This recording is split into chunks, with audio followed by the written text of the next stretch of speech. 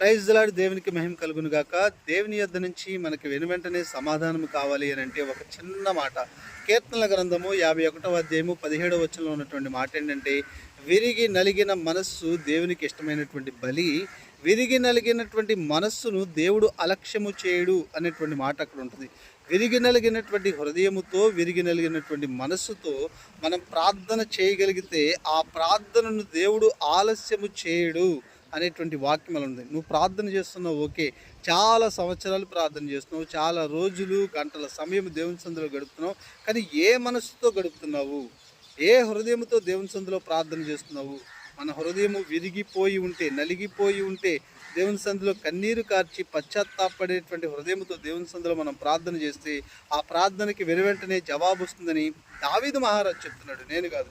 విరిగి నలిగినటువంటి హృదయాన్ని నీవు అలక్ష్యము చేయవు అని దావీదు మహారాజు చెప్తున్నాడు. కాబట్టి మీ అందరి జీవితాల్లో కూడా దేవుడు వెనువెంటనే కార్యాలు జరిగించును గాక. ఆమేన్.